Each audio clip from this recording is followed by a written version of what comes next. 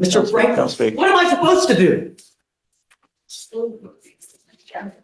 Continue to let this happen? For me, don't farm. I ain't getting no justice. Welcome to one of the most dramatic court showdowns yet. A defendant accused of threats, broken windows, and even hiding a knife inside a stuffed animal. Judge, lawyers, and witnesses all clash in this tense hearing. Stay tuned for twists you won't believe. Subscribe now for more courtroom breakdowns. The initial reason that we were here today was because of the case that you picked up that I found no probable cause, and that I had an issue because they were alleging that a knife was, I guess, allegedly in possession or whatnot. The allegation is possession. It was never, there was no allegations of use or threat. It's just that he had a kitchen knife on him. You are on bond for a Terroristic threat. You've now picked up a criminal mischief. You were facing up to 6 months in jail and or a $2,000 fine. We are going to do probable cause. You have the right to remain silent. Anything you say can or will be used against you. You have the right to have an attorney present. If you cannot afford one, one will be appointed to you, sir. Yes, Judge. On February 11th, 2025, the officer responded to a physical disturbance at a residence in Harris County, Texas. Dispatch advised that the caller was reporting he had a knife and was going to stab someone because they were bothering him about a broken window. The officer made contact with the defendant and the complainant, and the defendant stated he called the officer. The defendant was found to be in possession of a green stuffed animal which had a fixed blade kitchen knife concealed inside. The defendant stated the complainant came to his house with her roommate, accusing him of breaking a window at her apartment. Whoa, hold, you're going really fast. Yes, Judge. The defendant, Called the officer. okay, And he said that the complainant had come to his house with her roommate, accusing him of breaking a window at her apartment. The defendant stated he was walking back to his apartment and that the complainant came out the back door to her apartment, but then he changed the story saying that she came out the front door to of her apartment to confront him. The defendant stated that the complainant came with a gun, though he did not see the gun. The complainant stated that she was laying in bed, heard a glass window in the back door break, jumped up, ran to the back door, and saw the defendant walking away from the door holding a green stuffed animal with a knife. Apartment management stated the cost to repair the window was $200. There's a lot of randomness in it, Judge. the only thing, my concern is who broke the window? Here's the legal twist. Probable cause hinges on what the witness saw versus what can actually be proven. Without hard physical evidence, it's shaky ground. But emotional testimony is powerful. Do you think seeing someone near the crime is enough for a charge? Comment below. Your opinion matters here. Did he break the window? Thank you, Your Honor. So according to the DMs, what the complainant said is that she saw him walking away. She heard the broken window. She came downstairs and saw him walking away. And then that's what we have in the DMs. And then I spoke with her yesterday as well. She repeated the same thing, that he was the only one there when the window was broken. And that's what she said. She saw him outside the window door when it was broken. He's walking away. He actually calls the police because he's being harassed by this woman because she's saying that he broke a window. And I don't think there's any list of physical evidence like glass on him or anything, or in the whatever stuffed animal. At what point did the cops come and did they arrest him on the spot? What, do we have any other physical evidence? Do they? We have the two further, just complainant said that he was approximately 20 feet away from the back door when she saw him, and that the officer found the window to be shattered. And then the complainant showed the back door to her apartment. I mean, how do we know he did it? No one's saying that he did. I mean, no one saw, you know, it's. To be honest, just what we have is that the window was broken, and then she came outside at the time when she came downstairs to check on. That's what we have. I get it. I Yes, get Judge. it. I don't think it's enough. However, Boom! Judge just drops the hammer with an ankle monitor and strict boundaries. That's no small move. It's a clear signal the court thinks this defendant could spiral. And did you catch the contradictions about where he lives? The tension is exploding, and the drama is just getting hotter. the fact is, we're still having issues with the same complaining witness. I now have to take more drastic action to ensure nothing happens in the future. So now what I'm going to do is I'm putting an ankle monitor on it, and I'm barring him from going within 500 feet of where she lives or where she works. Yes, Judge. Ankle monitor, just want to make sure it's ELM and not scram. Correct. Okay. Asset fees be waived. I'll add. How far do they Judge- live from each other, Alex? You know? Do you have the same complex?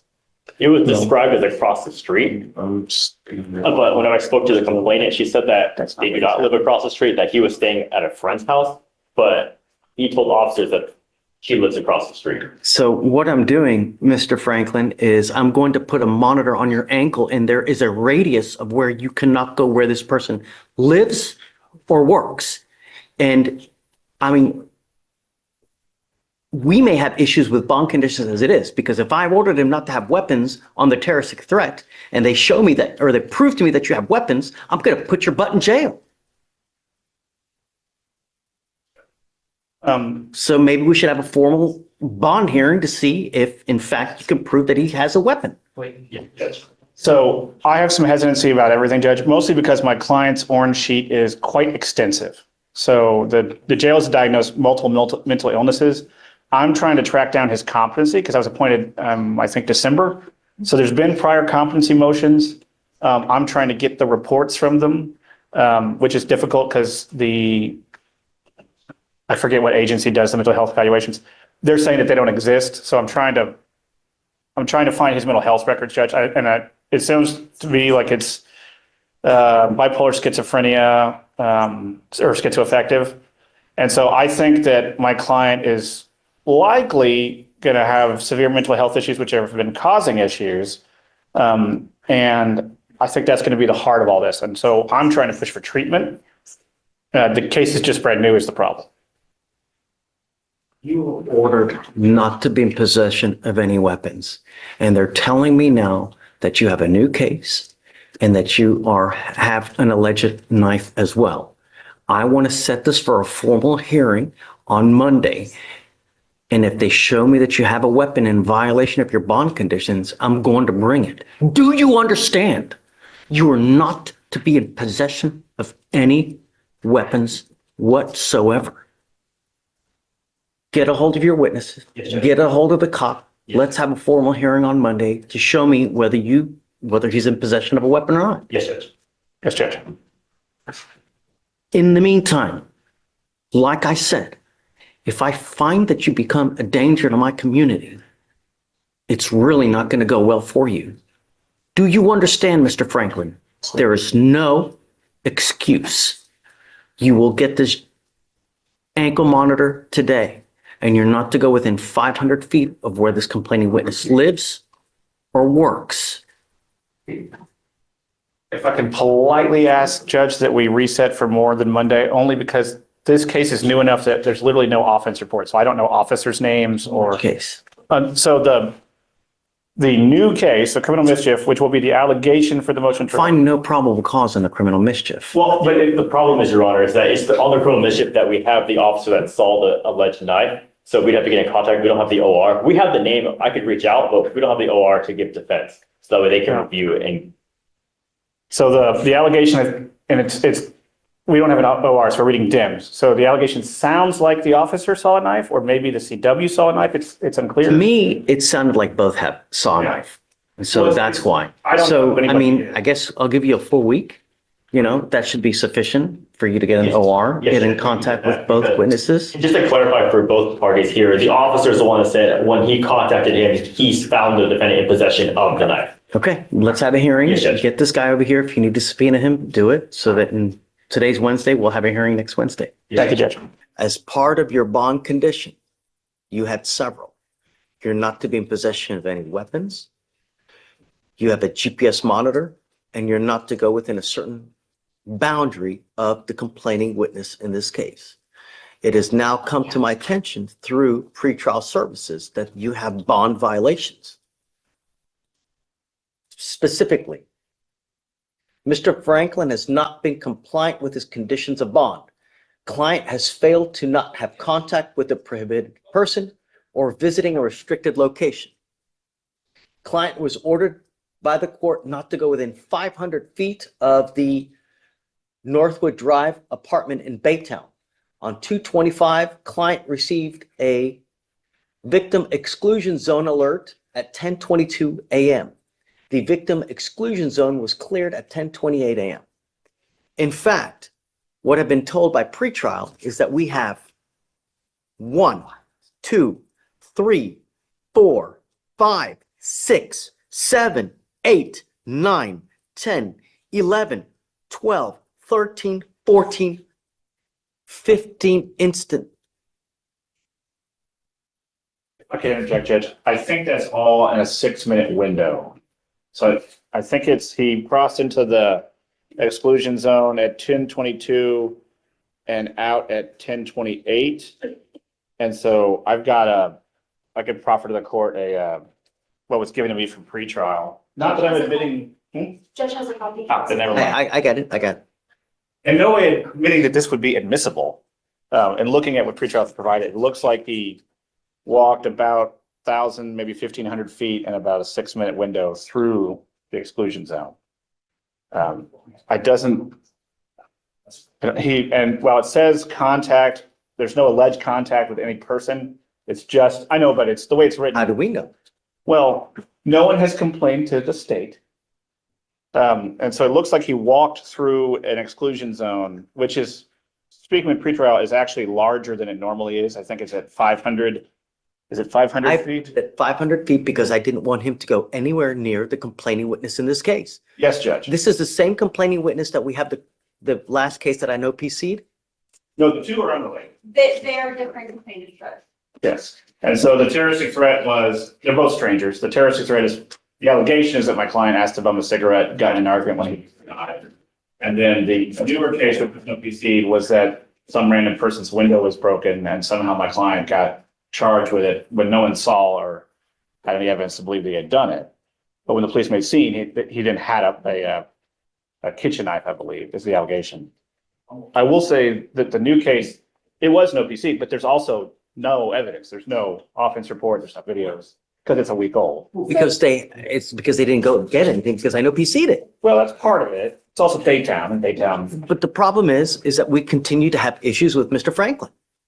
So Mr. Franklin is going to have issues on bond or not, Your Honor. His mental illness is quite severe. He's received hospitalizations in the past. His orange sheet is right at a page, if not over. And so the system is aware. I would take this court or ask this court to take caution in the sense that we're not having a formal hearing. There's no testimony presented. I'm fine with having a conversation. But if the court should wish to revoke We're his having bond, a hearing right now. well, then Mr. nothing has been Minier. admitted because there was no admissible evidence. I'll find to discuss with the court what has been alleged, but there is no admissible evidence of either location or possession because nobody has testified to either. And I don't think the pretrial services officer in this room would have the ability to testify how a GPS device works. Not to be mean to her, but it's not her job. And so she's not going to have any knowledge of the firsthand knowledge of the device. We continue to have issues with Mr. Franklin, and I'm tired of it. And- I'm not dealing with this anymore. I only have one way to fix this. So I've spoken with the state, particularly the chief. We're leaning towards reaching a resolution on a mental health diversion, Judge. It's not 100% that we're there, but it sounds like we're going to do it where we send him for an evaluation. So I'm going to file a competency evaluation just in case. But So that there's another 30 days. I'm not going to sit here and wait for him to have another. The judge finally lays it bare: public safety over excuses, despite confusion, bond violations, and mental health factors.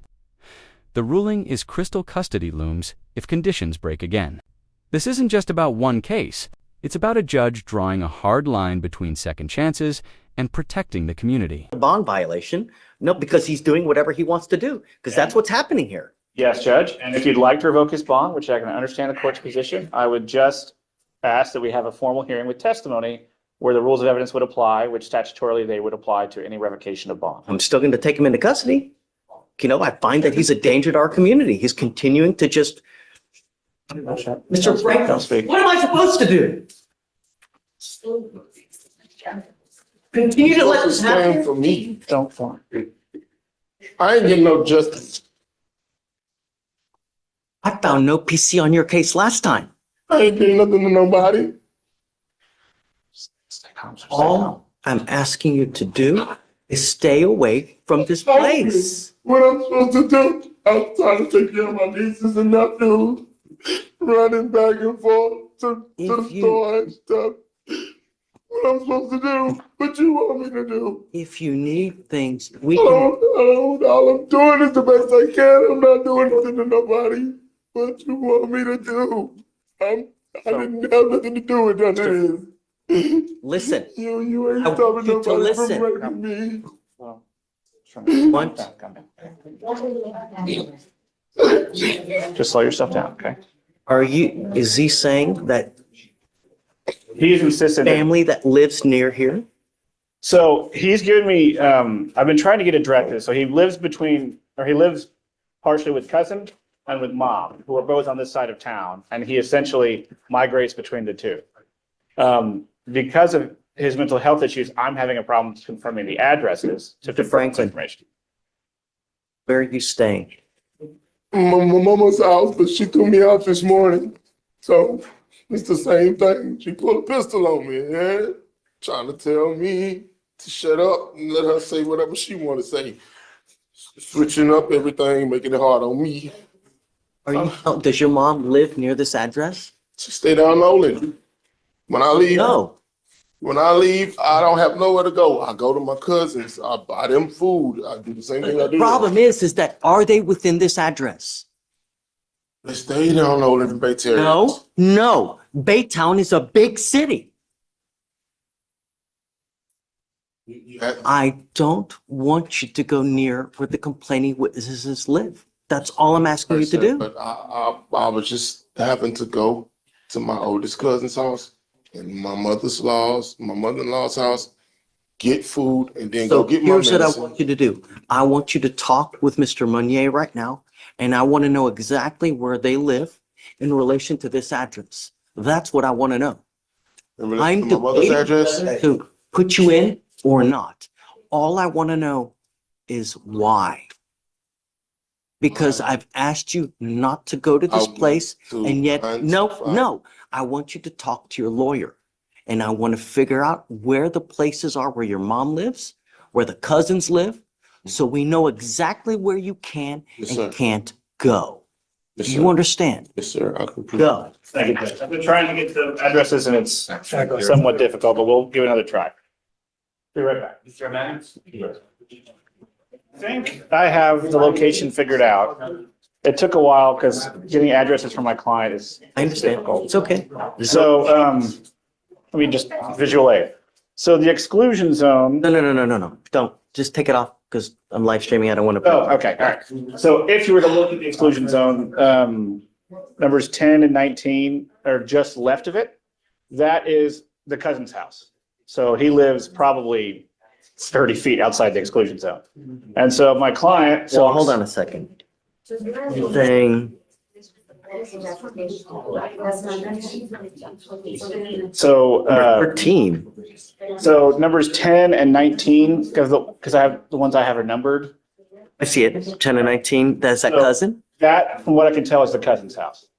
I'm having to do this with What Google about Maps. number 24? Well, no. What I'm saying is that's where he's kind of living. He then walks through the exclusion zone. Mom's house is about 2 miles due east. This one, he's actually, I think he was walking to CVS to get his psych meds. And so he goes through the exclusion zone to get to Garth Road, which is the road that the CVS is on, which is just outside the map. I can show you on my phone if you'd like. So he walks to Garth and then goes north up Garth to get to the CVS and then east to Mom. So I think this 6-minute window, I think is him walking through the exclusion zone to get to CVS. As far as I can tell, that's what's going on. He never stops very long. It's a 6-minute time. It's CVS in relation to this. so in relation to the map, if you keep going east of the map, maybe half a mile. I don't understand the curve. That's him trying to walk around the apartment. He was trying. He's right next to it, man. It's like literally within like. He's going to get his psych meds, Judge. Rash thinking is not 100% level. He's trying to go around it, from what I can tell. I don't know, Judge. I think there's a big field, and I think he's trying to go around to get to the field, to walk through the field. But CVS is Here, let me just show you my phone. That'll be the easier. So, No. But come around, because I don't want to live stream. I don't want to do this without you. I want you to understand something and listen to this clear. I want to protect every person in my county, and I want them to feel safe. This person is scared of you. That's why I don't want you near them. Do you understand, Mr. Franklin? All I'm asking you to do is stay away, because I don't want you to accidentally bump into them on the street. You guys exchange words, and then it goes absolutely haywire. That's what I'm trying to prevent. Do you understand? It's not to be mean to you. It's not to take away this. I'm a nice person. I don't like to put people in jail. But if you're going to be a problem and you're going to scare my city, I've got a problem with that, and I'm not going to take it. You understand? So CVS, where you're trying to get to on that map, is nowhere near where this person lives. Your cousin lives outside of the area of the zone of exclusion. Look at me. Mr. Franklin, there's no reason for you to go near where this person lives. You need to find another way. I'm not going to do this with you again. Do you understand? I'm trying to be nice to you now, and I'm trying to warn you that I don't want you to go near anywhere where they live. If you need help, Nathan can help you out. If you need a place to stay, we can find you a place. If you need eat food, if you need a job, we have resources we can give you. All you have to do is ask. But He can't give you a job. He can tell you where to go to try to find you. but I want everyone to feel safe. Do you understand? That's all I want. Oh my God. Like I want you to feel safe. That's it. Here, everyone gets a fair shake. Everyone. I found no PC on your case last time, right? That's a fair shake. It doesn't get any more fair than that. Do you understand?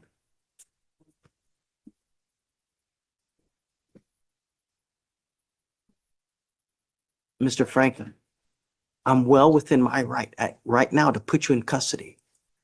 I'm not going to, but I want you to understand that I'm not going to do this again. You understand? I'm not asking much. Okay? All right. Thank you, Judge. So just please I make try to, a path for him to go around so Um, that there are no more issues. Your Honor, I was going to see if we could shave some of the, I think it's 500 feet, and the cousin lives just outside, and it looks like GPS is giving some false positives. I was going to see if we could lower it to 400 instead of 500. The team was for the cluster in the center, that would be 200. The same would be. Okay. All right, hold on a second. Are you saying that the circle is within 200? So that circle's within 500, but it was originally at 200.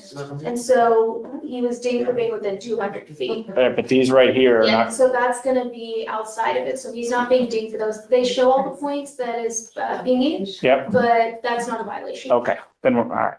It's, I have a caution because it's right outside the zone, but it sounds like it will be okay.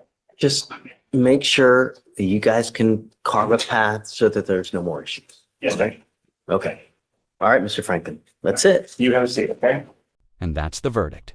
Ankle monitor stays, restrictions remain, and Franklin walks a razor-thin line between freedom and jail. The judge balanced fairness with firm warnings, but this case proves how fast tension escalates. Like, comment, and subscribe for more shocking courtroom stories that reveal justice at its rawest.